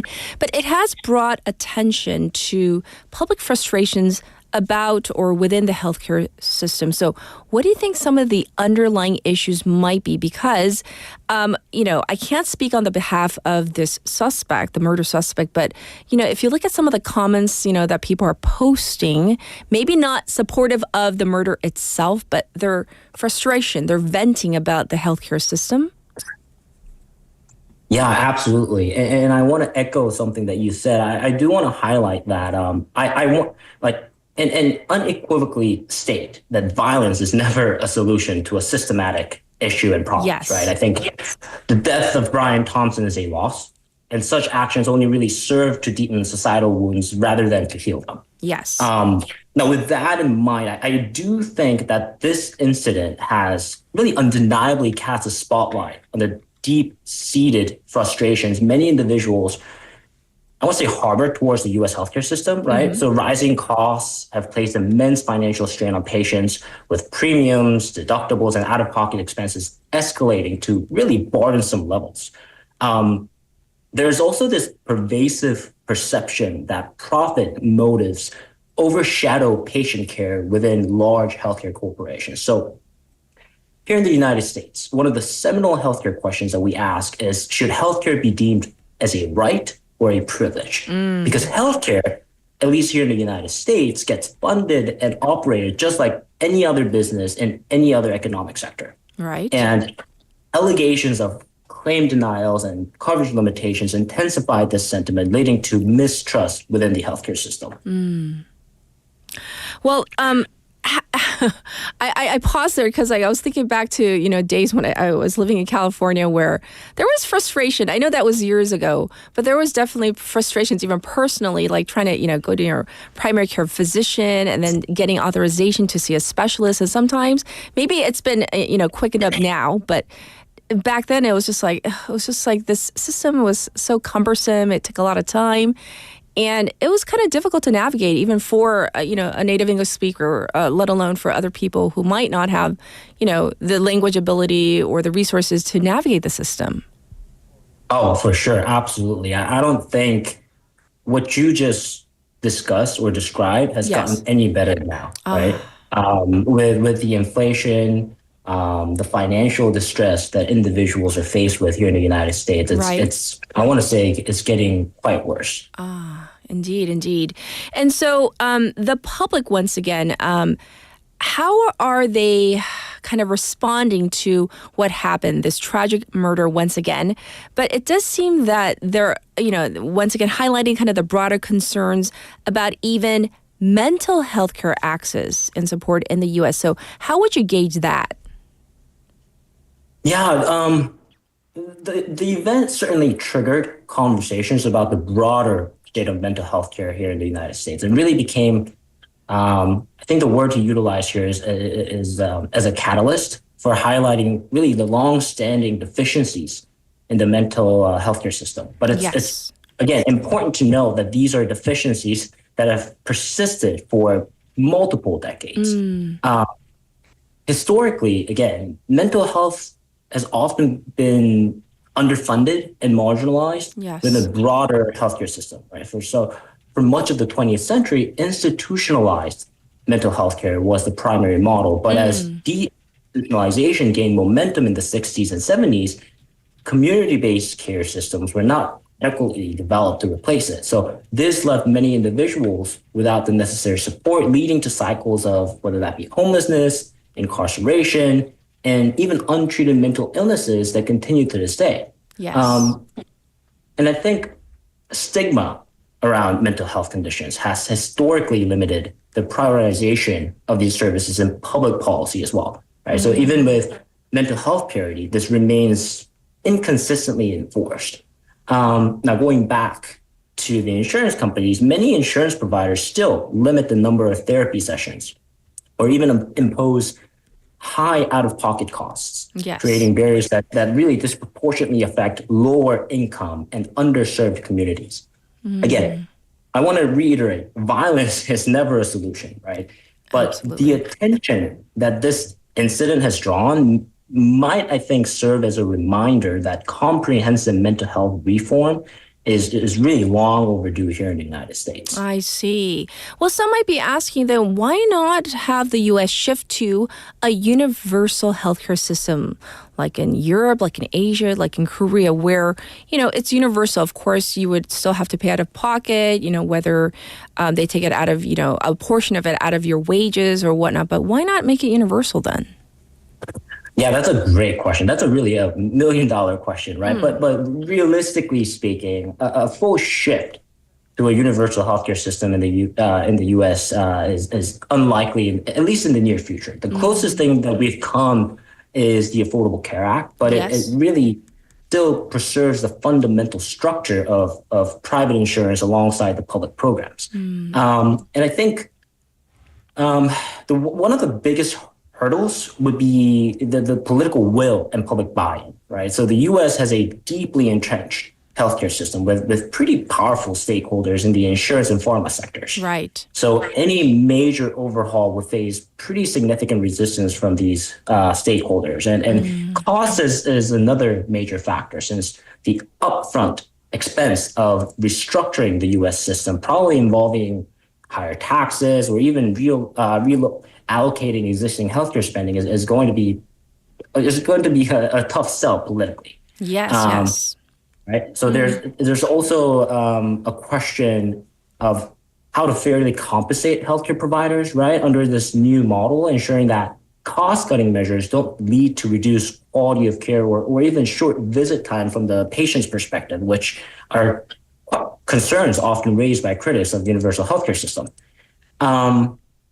Now, the last difficulty, I think, is going to be the scale and diversity of the U.S. population, right? That's going to be quite a unique challenge because countries with a universal healthcare system often have more of a homogeneous population living under a centralized governance, right? U.S., on the other hand, however, has significant regional differences in whether that be health outcomes, resource allocation, and even political attitudes towards government intervention as well. So making this one-size-fits-all type of a system not really ideal. I see.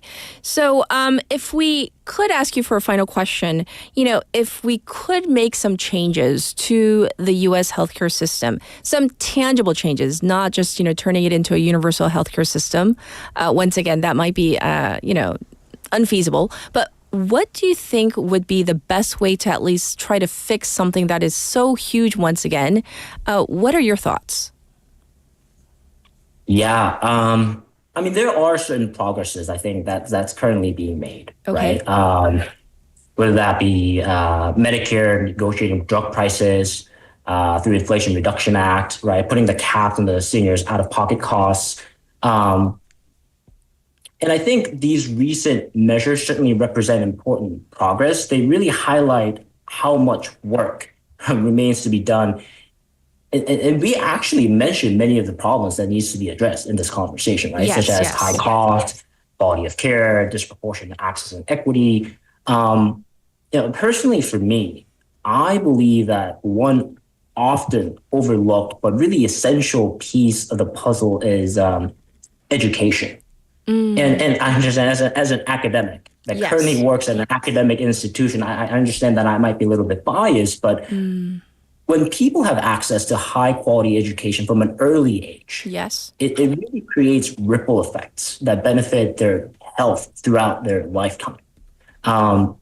Research has shown that education directly influences employment opportunities, income levels, and access to healthier living conditions, which are all key determinants of health. So if you want to build a healthier, right, more equitable society, expanding access to high quality education for everyone is just as critical as reforms directly targeting the healthcare system, right? So because I believe that the two are deeply interconnected, and meaningful progress in one area, I think, can unlock significant advancements in the other.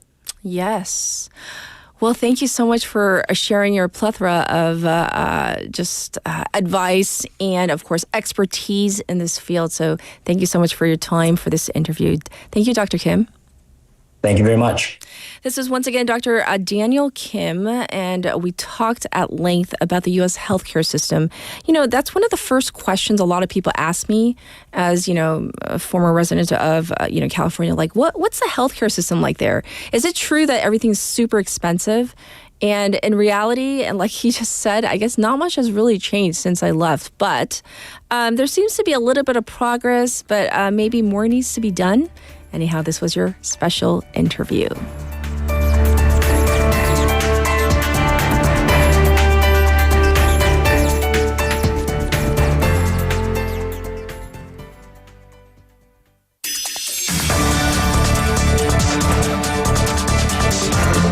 Get your local up-to-date news from Korea and abroad right here on Morning Wave in Busan with Catherine.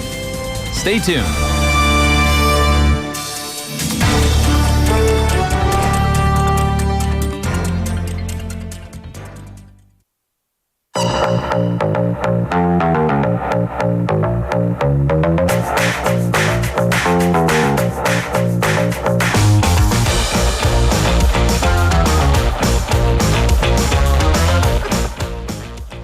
It is time for Business Perspectives. We have Bobby 사장님 in the house today. 사장님 vibes today. How are you? Very good. Very good. Yourself? Yes. Oh, not too bad. But hey, I want to ask you about our text topic. Yes. I'm curious about your take. When you are faced with like a lot of negativity, whether it's from your coworkers, well, you are the boss, but or you have like, there's a lot of bad news lately that you see and hear and whatnot. How do you deal with that? Do you avoid it? Do you kind of, just embrace it head on? Or how do you deal with negative news? I ponder on it a while. I don't avoid it. Okay. I would like to avoid it, but I can't. So, I think at first I kind of get a bit more anxious. I'm like, oh, what's going on? What's going on? Then I got to kind of take it down a notch, figure out what's going on, and then try to get a plan together on what to do going forward. Very boss-ish of you. Ponder, take it down a notch, and then get into it. Yeah, get into it. Because the longer I wait, it's just going to get worse.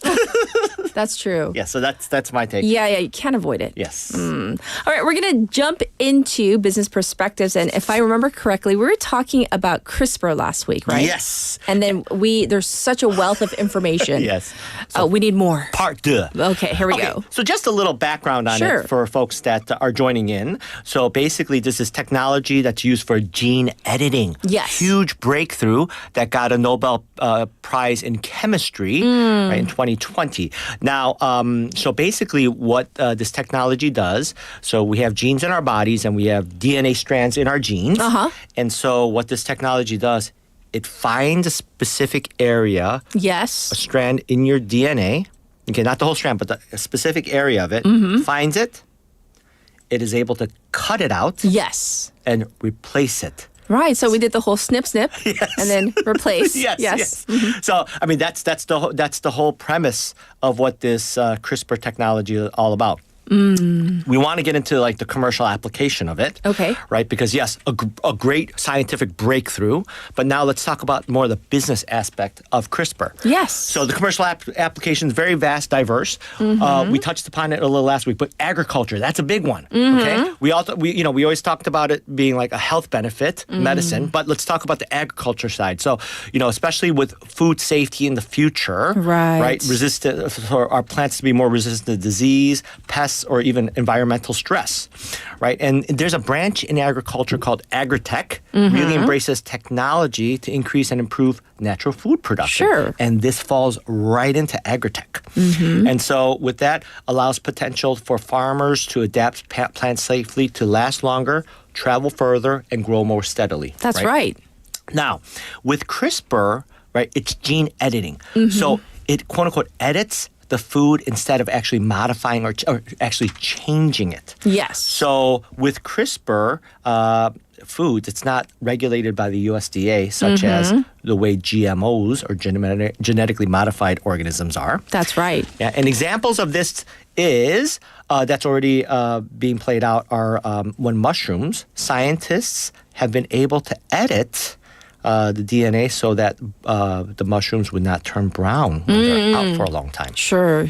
So instead of adding new DNA, they're just disabling the gene that causes the browning of it. Right. Other developments also are non-browning avocados. Oh, would love that. Yes. Yes. Seedless berries. Overall, also in agriculture, overall resilience, right? The plants will survive in hostile conditions. So when we think about climate change, that's upon us, this can help, right? Yes. I do want to jump though ahead a little bit and talk about like the business side because I know people are they're curious. How big is this though? The market size. So market size. So reach into the billions. So really driven by applications in agriculture, like we talked about. Yes. Also in healthcare, and industrial biotechnology. So the companies like CRISPR Therapeutics, Intellia Therapeutics, they're really at the forefront of developing some of these CRISPR-based therapies, and they've attracted significant investment. Now, in terms of overall like venture capital dollars, in 2020, VC dollars that went into across 18 startups in this space was about over $170 million. Oh, okay. Okay, not insignificant, pretty but big. Still. In 1 year later, over $1 billion got funded over 31 companies. Wow. Startups. That's like a significant bump. So look at this, Catherine. In 2020, these 18 startups, they all received on average a little over $1 million, right, in startup funding. A year later, that jumped to $30 million on average. So pretty significant over a year period, right? In 1 year. Yeah, in 1 year. So a like lot of 5. attraction, right, into this market space. In terms of overall market size, sure. So today globally, a $4.6 billion industry, and by the end of the decade, it's going to jump to $11.3 billion. Wow. U.S. largest market today, 1.7 to jump to 4.1 by the end of the decade. In South Korea, okay, today $130 million industry. Yes. Will jump up to 300 million by the end of the decade. Yes. So even in Korea, South Korea, yeah, it's going to jump up. Absolutely. And South Korea is really at the forefront of stem cell research.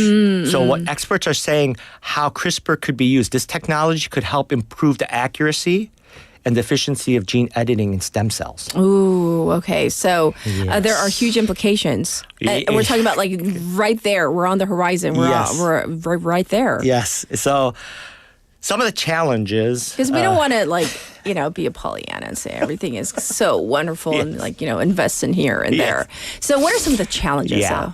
So right now, CRISPR, it's being developed, but it's still in its infancy stage. So, we talked about, the Nobel Prize being awarded. Sure. But the research itself is not finished. It's just really at the cusp of the starting point and it's still growing. There's a lot more to find out and explore in research, medicine, and beyond that. Okay. And what else? The bigger one is the ethical dilemma. Oh. So, so people have talked about, hey, maybe down the road there might be, if you could edit genes. Yes. What they quote unquote call designer babies. I know, because there's always a slippery slope. Yeah. Where do you cut that line? It begins with good intentions. Yeah. I would like to believe it usually starts with good intentions, right? Absolutely. But then, like you say, where do you draw the line? Can you? Yeah. Gray area? And I was just thinking, having fun over the week. I was like, if you had to guess, if you were able to create a designer baby, and let's say you just break it down, height, weight, or physical features. Yes. Well, those are let's say eye color, something like that. Right. Yeah. What would you want to edit first? Edit first? Yes. Oh, that's a good question. What would you edit first? I don't know. I'm thinking I mean, my significant other is not a hugely tall person, but I don't know. Our kids turned out okay, height-wise, so I can't say. Am I out? No, because our firstborn's 188. Oh, that's He's 6'2". Oh, that's a great Right. I mean, so I'm saying for an ethnically Korean person, that's not bad, right? Yeah. And our daughters are my height. Oh yes, okay. So 166. So you don't need those. So I don't know about the height. So I don't know. I don't know what we would work on. What about you? What would you? I was thinking how do you control your weight? Because we did the segment on Ozempic. Remember that? Yeah. But can you imagine if you get this?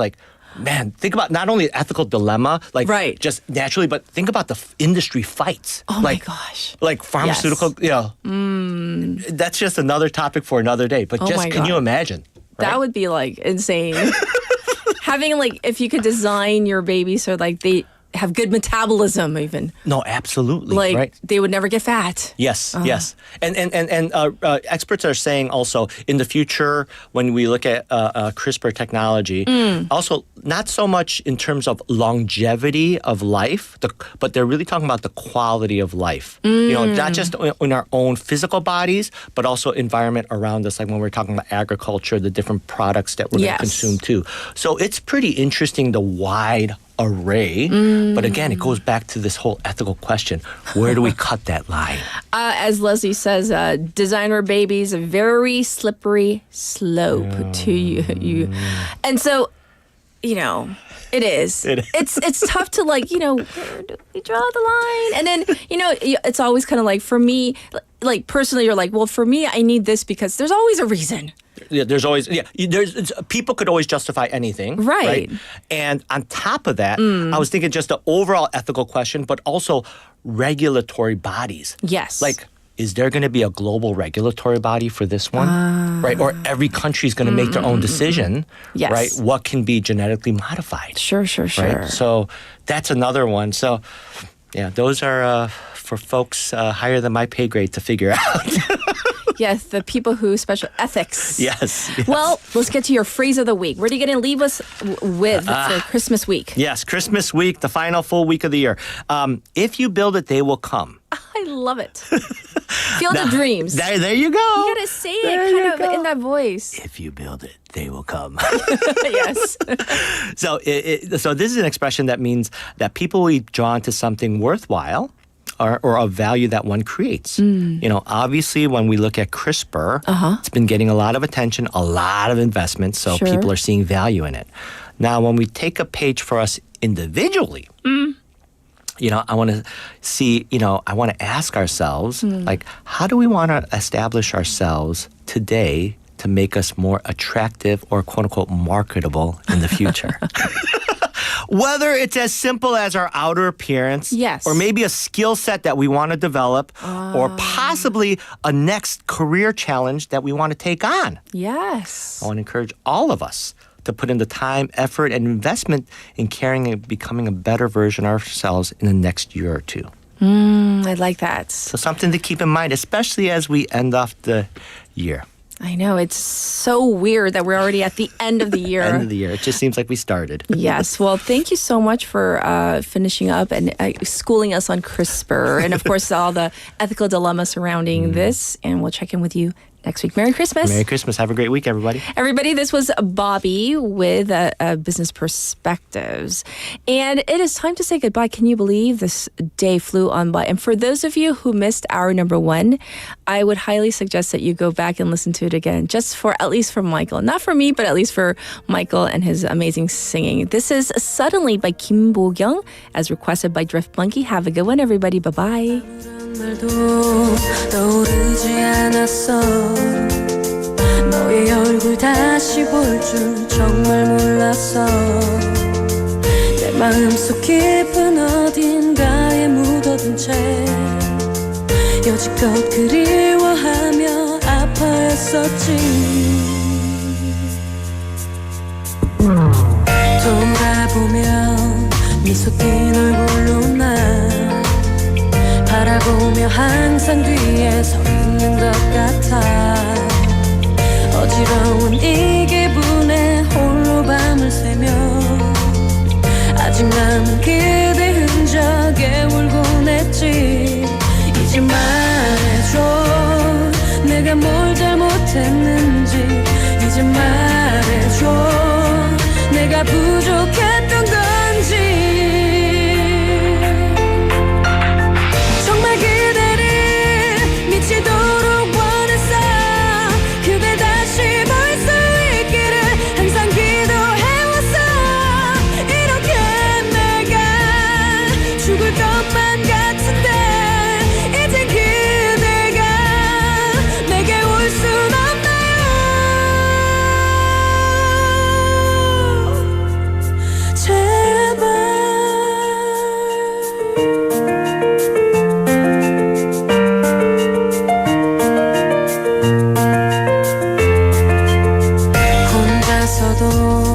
잘해낼 수 있다고 너 없이도 잘해낼 수 있을 거라고 다짐하며 오지 않는 잠을 청해봐도 네 말투 네 표정만 또렷이 떠올라 이제 말해줘 내가 뭘 잘못했는지 이제 말해줘 내가 부족했던 걸